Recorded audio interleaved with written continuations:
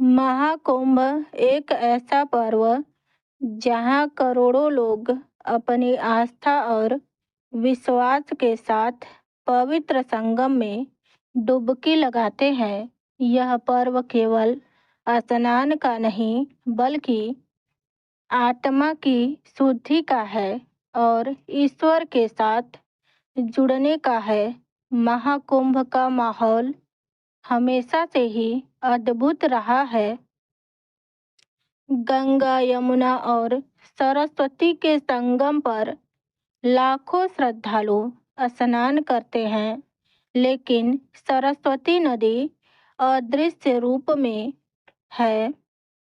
सरस्वती नदी का वर्णन ऋग्वेद में मिलता है और कहा जाता है कि यह दुनिया की सबसे दिव्य और पवित्र नदी थी।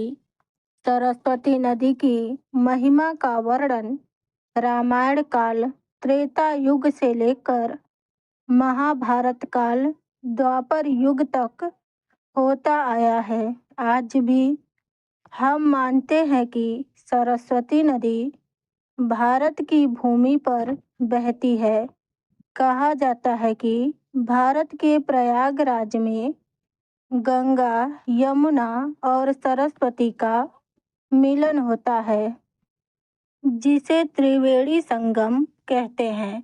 परंतु अब प्रयागराज में दो ही नदियों का संगम दिखाई देता है और सरस्वती नदी आज भी अदृश्य रूप में बहती है, लोगों को दिखाई नहीं देती।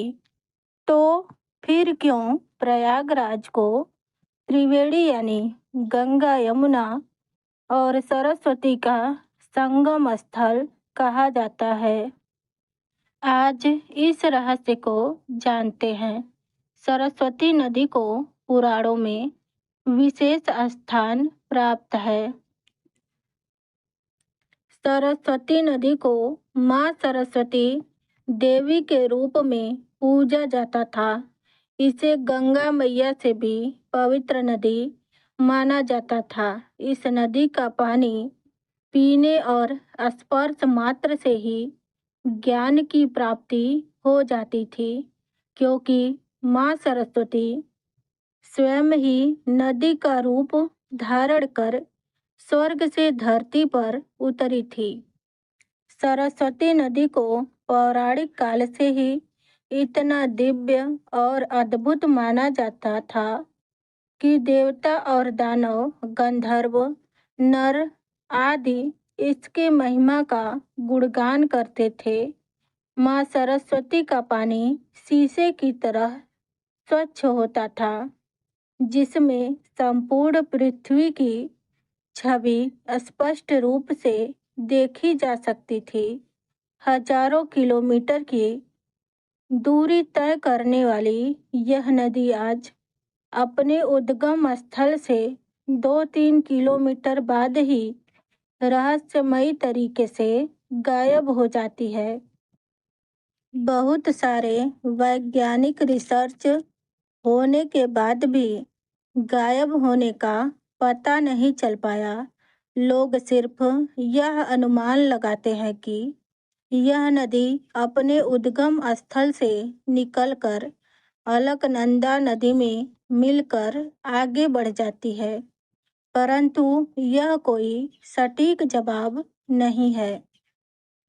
पौराणिक कथाओं के अनुसार जब पांडव महाभारत युद्ध के समाप्त होने के बाद स्वर्ग की यात्रा कर रहे थे, तब पांचों पांडवों ने इस नदी को पार कर लिया, परंतु सरस्वती नदी के तेज बहाव के कारण द्रौपदी इस नदी को पार नहीं कर पा रही थी। तब महाबलशाली भीम ने एक विशाल पत्थर सरस्वती नदी पर रख दिया और द्रौपदी ने इस तरह नदी पार कर ली। इस पर सरस्वती नदी ने कहा, बहते हुए पानी और बढ़ते हुए ज्ञान को नहीं रोकना चाहिए और तुम लोगों ने इसे रोककर मेरा अपमान किया है, कहते हैं। उसके बाद सरस्वती नदी वहाँ से गायब हो गई और भीम के द्वारा रखी गई विशाल पत्थर आज भी सरस्वती नदी पर रखा हुआ है, जिसे भीम पुल भी कहते हैं। और यहीं से सरस्वती नदी आगे दिखाई नहीं देती।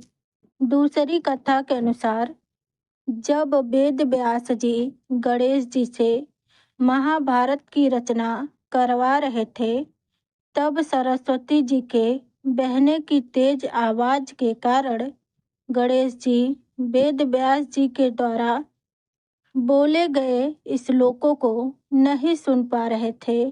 इस पर गणेश जी सरस्वती नदी को रुकने के लिए कहते हैं।